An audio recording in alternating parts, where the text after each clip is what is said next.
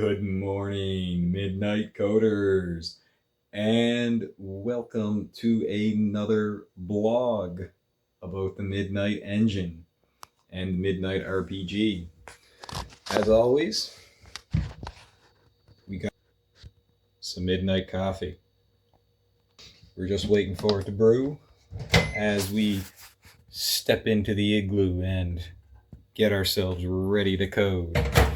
So, follow me on this journey as we explore game development with Java, one cup at a time. All right, Midnight Coders. Now that we're in our nice, snug little igloo with our favorite cup of coffee, let's talk a little bit about what's on the go for the week, or what's on the go for now. So, over the last couple of days, I've done nothing. I've spent the last few days in the hospital. Unfortunately, due to my gastroparesis, I wound up spending a 2 nights in the ER, or a night in the ER, and then 2 nights up on the med floor um, for a rather long couple of days. I would have much rather been home at my desk writing code, but life had other plans. So I managed to get out earlier in the day, and after having a little relax and time with the wife, I had decided to dive into a little bit of code with the cache editor so that I could properly load in item definitions so that I could give items a sprite, their default inventory actions, their default actions that they would have when they're on the ground, and the different specifications like equipments would have accuracy, melee, magic, range strength. Um, they would have things like attack speed, and so I built. I did some work with the cache engine, and let's actually just have a quick peek at this. So let me just come down here, and we'll bring up the old cache tool. So in here, um, like I said, I was working on some items.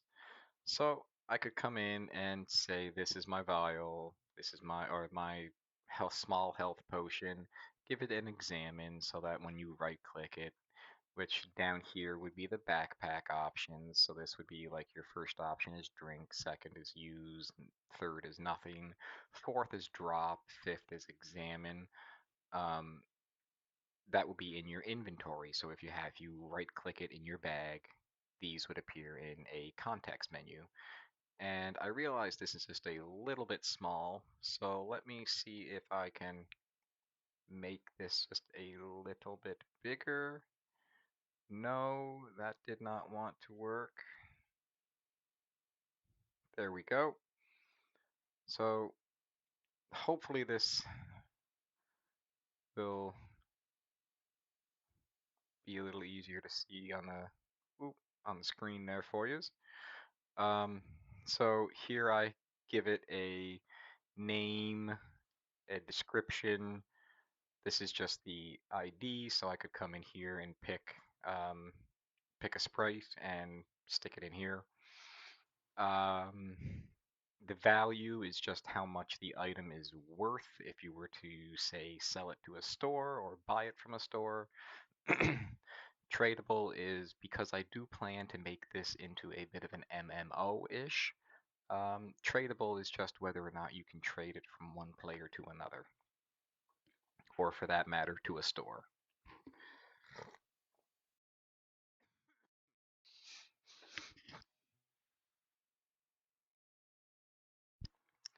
Um, Also down beneath it are some ground actions, also five. This would be things that you could, if you see an item on the ground, you could right click and pick it up. Or maybe it was logs and you want to light a fire, or maybe it was bones, you want to bury the bones, or maybe there was some other option. I gave them both up to 5 options because I felt like that was enough to go for. And over here, I'm not exactly fond of this because not everything is an equipment. Some things are, some things aren't. So I feel like what I might do over the next day or so is add another tickable option, equipment, and then make this visible if that equipment is checked off. Because then I can populate this with some basic things like, 4 for general attack speed and allow me to actually put in some data and automate the process a little bit. Maybe I can put consumable and maybe I can add in how much it might heal or like what effects it might do. Or maybe I might just leave that for server side. I don't think I need that to be in the cache. Um, but as far as bonuses go, I do want to put those in the cache because I feel like that would be very useful information to have there. Um, but yeah, this is generally what I've been picking at here, and I've been adding in some NPCs as well. So I've got Pokey the Penguin. You should all remember him. He's sort of famous on this channel. And then there is Ocean Fairy, which is my wife's username. So I'm adding her into the game as well. I don't have any sprites yet for either of these or any sprite sheets because I need to add some of those in.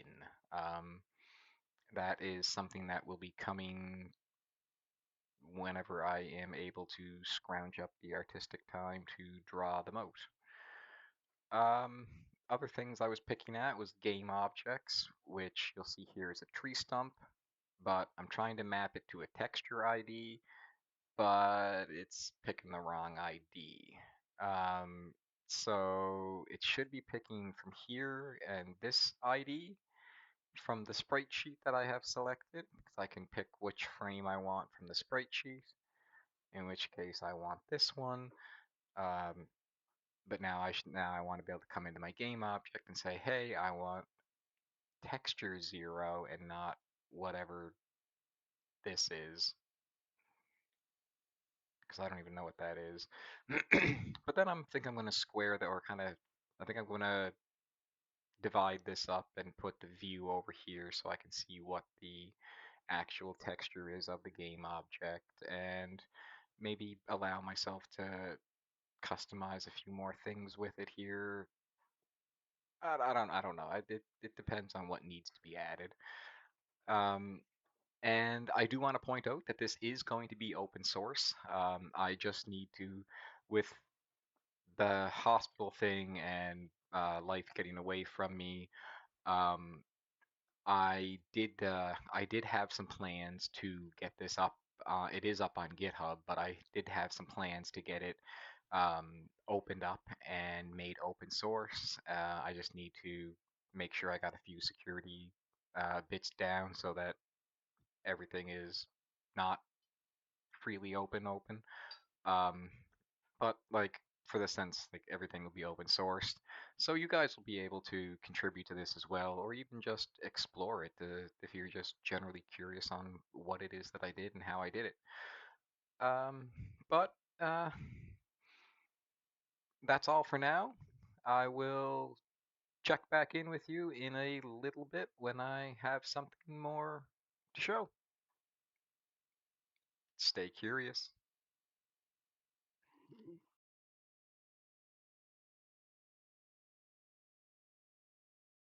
Here I have my NPC beside me, which is just a blue dot right or blue square right now because I have not written or drawn a sprite sheet for it, but it is just an NPC at home that walks around at random in a small little area. Um, but if we click on the inventory, we have items. All right, so here you see the item definitions that I've added into the game earlier. We now have items. So if I hover over one, you'll see down in the bottom of the inventory, it tells you the name of what the potion is. So small health potion, stone axe, stone pickaxe, and an iron sword. These are just some of the basic items I added just to start. And if I get this out of the way and show back here, you can see the console down bottom. Now, if I click on a potion, it tells me here drinking item, small health potion, default left click action not implemented for slot 0. So that's telling me that um, I'm clicking on an item and I'm also clicking on a slot that has a default action. And down here again, equipping item, stone axe. So this would have equip as the first option, which I need to figure a way to display that. But I also need to add in a context menu, which is going to be coming at some point soon, so that you can right click on these items and have see what their options are and their what you're able to do with them, such as equip, drink, or examine, drop if you just want to get rid of the items. And that's going to be coming next with the content, with the context menu. So this was just a quick little show off of adding in items and touching up the uh, cache tool. I'll catch you in the next clip. Welcome back. It's been a little bit. What we have on the go now is context menus. Excited. All right, so these are cool as hell. All right, so let's run you over the code first. So I create these context options and I created this context menu. This context menu is essentially, let me just clean up my imports apparently. Jeez, come on now. And there we go. Some of these things don't necessarily need to be here yet, but they are for the sake of what's going on. So I create this context menu, which has some menu options. These context options are simply just the options that exist inside of a context menu. So now here I create the context menu when the player gets created, but then I provide it some options and title and this and that. So like if we come in here to see what happens, this is our slot. So this is our inventory slot that the item is in. So what happens here is when we right click on a slot, this is this right click check. When we right click on a slot, it is going to bring up a menu, a small little context menu with choose at the top and then a list of the options that that specific item has. Um, and so what it's going to do here is check to see if the mouse button was pressed, if the right button was pressed, and the panel itself has not had a mouse button pressed yet, and we're not ignoring the press. That's important. What this says is that if another context or if another interface, because let's stop taking a look at this at a 2D and let's twist it sideways and take a look at the layers. Okay, so there's your object layer, your player, your NPC, your this, your that. Then we eventually have your UI in the front, and then there's like the top bar, the bottom bar. There's the inventory, the menu, the items, the this, and I'm kind of going off there. And then there's this, and there's layers to it. So when you have an inventory, and then you have items in front of that inventory displayed, you want to be listening to just those items. But now if you put a context menu in front of those items, you don't want to click on the item. You now only want to be listening to the click on the top layer. So that's why we put in this ignore press, because that essentially tells us, okay, something is in front of this. We're ignoring the press on this slot and we're listening for the one that's on top of it, on like above the layer. And that's if you take the 2D top down and twist it 90 degrees and look at it from a layer, um, you'll see it like an onion where everything is set up and how things are rendered on the screen. So because of the rendering order, we want to make sure to not click on something that's behind something else. I hope that makes sense. If it does, hit a like. If it doesn't, uh, let me know what's confusing and I'll explain it. Um, so down here we look for default options on the item. So we take the item, we grab the definitions, and we get the backpack options because we want to know what options are in the backpack, not the ground. And from there, we say, okay, I want to create an array of strings that I'm just going to call menu options.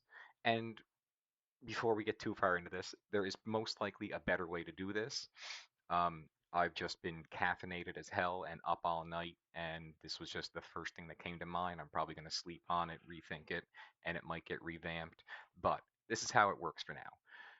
For every option in the default options, so long as it's not null or blank, it's going to add it to the options of our context menu.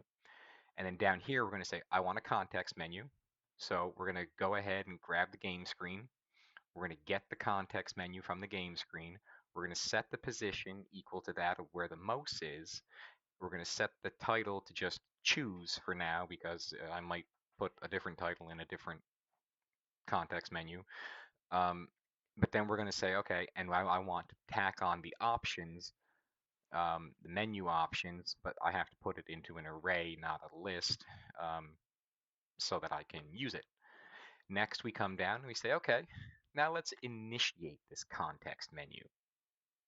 And then this Tom screwery that we have here, this little Tom fuckery, is asking, okay, if the context menu's positions X, because like when we go to draw this on the screen, it's going to go X and Y of where if we click here, it's going to start right up here for X and Y, and it's going to build out from there. So we want to say, okay, if this point plus um, the size of the width of the menu, if this is bigger than the window, so in other words, if we right click on like the far right of our inventory and our context menu is going to appear out of the screen, we do some funky math to just shove that off to the left a little bit so that we're not drawing a context menu outside of the bounds of the screen. And so long as that's okay, if the context menu is not currently displayed, then we display it. Simple as that. Everything else is just the default handles that are being handled. So back inside of the context menu, if we run through the context menu again, you'll see here, this is where we initiate it. We set up the width to be that of um, the size of the longest piece of text. And then we go through each of our menu options and we add a context option. When we render these, we simply update all of our context options and we render our title with our heading, and then we render all of our options beneath it. From there, it's just a couple of getters. Pop into the options side of things. Let's grab a cup of coffee. This is getting deep and exciting.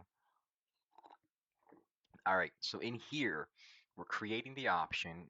These are technically final, Mike, I think.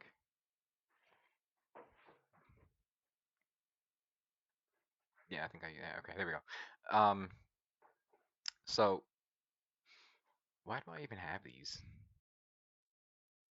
Sorry about that, guys. I'm just seeing things now that I'm wondering why I have here. Okay, so there we go. Sorry about that. I was just cleaning some things up. Now, so yes, we create the context option. We give it a width. We give it a position, and we have a text for the actual option itself. We update this, and again, we're doing the same idea. We're checking the left mouse button. We're checking to see if the left mouse button's clicked. If we're in here and we're not ignoring yada yada, then we're going to go ahead and handle some stuff. So this will be just something like, then there's obviously going to be um, something better than this for it. This stuff will say equals ignore case because I'm lazy. Drink. Um, then we'll do some logic to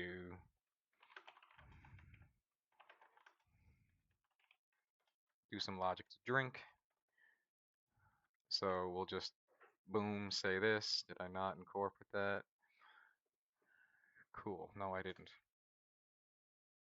Sure, I'll go with that for now. Um, so yeah, let's take a look and see what this looks like.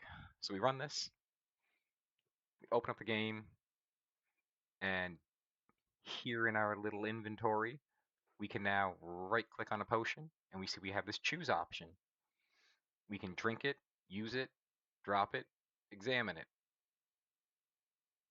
And as you see, when I click drink, player is drinking item, ba ba ba, contact's done. So yeah, that is fun and exciting. So we can do the same thing for equip. Apparently I need to sort in these sizes out because as I said about, cool.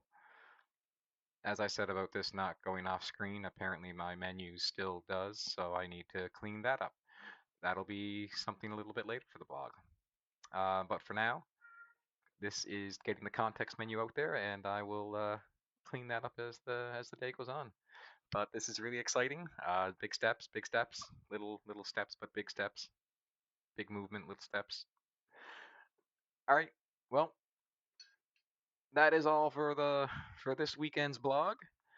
If you've enjoyed, make sure you subscribe to the channel to follow along with this game engine, and always get updated. Turn on that notifications, hit that thumbs up, all that fun stuff. Hack the algorithm, play the game, and I will catch you in the next one. Keep your curiosity open, your skills sharp, and that coffee cup full, guys.